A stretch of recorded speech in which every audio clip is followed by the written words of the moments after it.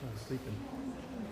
Oh, so the thing we didn't like about the flights is the uncomfortable seats, right? Yeah, the seats are really hard on Raw Air. Well, any of the Airbus planes, we've been on 2 Airbus planes, right? And my solution is to take the inflatable device from underneath the seat, blow it up a little by with your own mouth instead of the inflator, just a little bit, and use that. But I don't think they like that. But it would probably solve the problem.